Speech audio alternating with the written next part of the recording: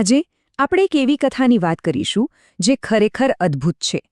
એક ગાથા છે ઋષિ પરાશરની. આ વાર્તામાં ક્રોધની ભયંકર આગ છે, પણ એ આગમાંથી કૃપાનો શીતળ પ્રકાશ કેવી રીતે જન્મ્યો? ચાલો આપણે સાથે મળીને જાણીએ. જરા વિચારો, એક એવા ઋષિ જે ધારે તો આખી દુનિયાને રાખ કરી શકે, અને એ જ ઋષિ જ્ઞાનના પિતા બને. શું ગજબનો વિરોધાભાસ છે, નહીં? એક બાજુ વિનાશની તાકાત અને બીજી બાજુ સર્જનનો અમૂલ્ય વારસો. ખરેખર આ જ વાત પરાશર ઋષિની કથાને એકદમ ખાસ બનાવે છે. તો સવાલ કે છે કે આ બધું શરૂ ક્યાંથી થયું? વેલ, આ કથાની શરૂઆત થાય છે ખૂબ જ દુઃખદ ઘટનાથી. એક એવી ઘટના જેણે પ્રતિશોધની આગને ભડકાવી દીધી.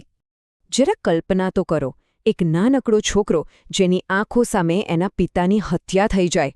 રાક્ષસોએ એમના પિતા ઋષિ શક્તિને મારી નાખ્યા. એ બાળકના દિલમાં કેટલું દુઃખ અને શોક હશે. અને સમય જતાં આ દુઃખ ધીમે ધીમે એક પ્રચંડ ગુસ્સામાં ફેરવાઈ ગયું, અને મોટા થતાં એમના મનમાં બસ એક જ વાત હતી, એક જ લક્ષ્ય હતું કે હું એક પણ રાક્ષસને જીવતો નહીં છોડું, બધાનો નાશ કરીશ. આ કોઈ ખાલી ધમકી નહોતી, ના, આ તો એક ભીષણ પ્રતિજ્ઞા હતી. બસ હવે એમના મનમાં માત્ર ને માત્ર બદલાની આગ સળગી રહી હતી. અને પોતાની આ પ્રતિજ્ઞા પૂરી કરવા માટે પરાશરે એક એવો ભયાનક યજ્ઞ શરૂ કર્યો કે જેની કલ્પના પણ ન કરી શકાય. એ યજ્ઞની અગ્નિ એટલી શક્તિશાળી હતી કે એ જાતે જ રાક્ષસોને પોતાની તરફ ખેંચતી હતી. આખું રાક્ષસકુળ ડરથી કંપી રહ્યું હતું. એક પછી એક બધા રાક્ષસો એ અગ્નિમાં બળીને ભસ્મ થઈ રહ્યા હતા. ચારે બાજુ બસ વિનાશ જ વિનાશ. પણ જેમ દરેક સારી વાર્તામાં એક ટર્નિંગ પોઈન્ટ આવે છે ને, બસ એવો જ એક વળાંક પરાશરના જીવનમાં પણ આવ્યો. એક એવી ક્ષણ આવી જ્યારે એમની પાસે બે રસ્તા હતા. એક, બદલાનો માર્ગ ચાલુ રાખવો, અથવા તો કોઈક બીજો રસ્તો અપનાવવો. ત્યારે જ બીજા મહાન ઋષિઓએ એમને રોક્યા. એમણે આ બધો વિનાશ જોયો અને પરાશરને કહ્યું, ક્રોધથી ધર્મનો નાશ થાય છે. કેટલા સાદા પણ કેટલા ઊંડા શબ્દો! એમણે સમજાવ્યું કે ગુસ્સો અને બદલો ક્યારેય ધર્મનો એટલે કે સાચો રસ્તો ન હોઈ શકે. અને સાચું કહું તો અહીં જ પરાશરની અસલી મહાનતા દેખાય છે. વિચાર કરો, આટલી શક્તિ, આટલો ક્રોધ, છતાં એમણે બીજા ઋષિઓની વાત શાંતિથી સાંભળી, એના પર વિચાર કર્યો અને પોતાનો વિનાશક માર્ગ છોડી દીધો.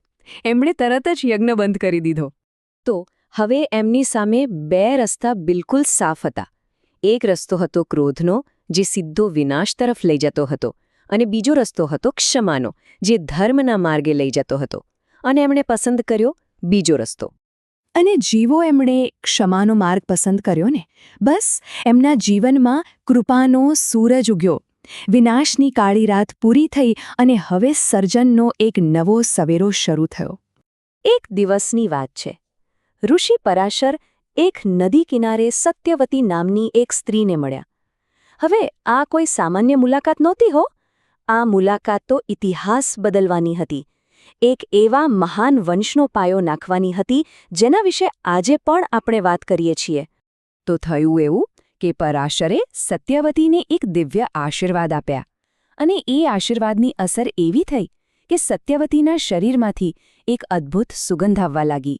અને પછી એમના દિવ્ય સંયોગથી એક એવા પુત્રનો જન્મ થયો જેમણે આખી દુનિયાને જ્ઞાન આપ્યું, મહાન ઋષિ વેદવ્યાસ. તો હવે વાત કરીએ એક જ્ઞાનના વારસાની. એક નિર્ણય, ક્ષમાનો એક નિર્ણય, એનાથી જ્ઞાનનો કેવો અમૂલ્ય ખજાનો આપણને મળ્યો. પિતા અને પુત્ર બંને મળીને માનવજાતને જે આપ્યું છે ને, એ આજે પણ અમર છે. જુઓ, એમના પુત્ર વેદવ્યાસે રચના કરી મહાકાવ્ય મહાભારતની. ખુદ પરાશર ઋષિએ રચ્યું વિષ્ણુ પુરાણ. અને એટલું જ નહીં, એમણે જ જ્યોતિષશાસ્ત્રના મૂળભૂત સિદ્ધાંતો સ્થાપ્યા. હવે જરા વિચારો, જો એ દિવસે પરાશરે ગુસ્સાનો રસ્તો પકડી રાખ્યો હોત, તો શું આ બધું શક્ય બન્યું હોત? શું આપણને આ મહાન ગ્રંથો મળ્યા હોત? અને એમના જ્યોતિષના આ જ ઊંડા જ્ઞાનને કારણે એમને એક બહુ મોટો બિરુદ મળ્યો, જ્યોતિષશાસ્ત્રના પિતા. ખરેખર એમણે જ આકાશના ગ્રહો અને નક્ષત્રોના રહસ્યોને આપણા માટે ખોલી આપ્યા. તો આખી વાતનો સાર શું છે? ઋષિ પરાશરની આ આખી અદ્ભુત ગાથા આપણને શું શીખવે છે? વાત બહુ સીધી અને સાદી છે. એક તરફ છે ક્રોધ, જેનું પરિણામ હંમેશા વિનાશ જ હોય છે, અને બીજી તરફ છે ક્ષમા અને જ્ઞાન, જે હંમેશા સર્જન અને જીવન તરફ દોરી જાય છે. અને પરાશર ઋષિનું જીવન આ વાતનું સૌથી મોટું, જીવંત ઉદાહરણ છે. તો પરાશર ઋષિની આ કથા ખાલી એક વાર્તા નથી, એક પ્રેરણા છે. અને અંતમાં એ આપણને બધાને એક સવાલ પૂછીને જાય છે કે જ્યારે પણ જીવનમાં ક્રોધ અને ક્ષમા વચ્ચે કોઈ એકને પસંદ કરવાનો સમય આવે ત્યારે આપણે કયો રસ્તો પસંદ કરીશું? આ સવાલ પર વિચારવા જેવું ખરું નહીં?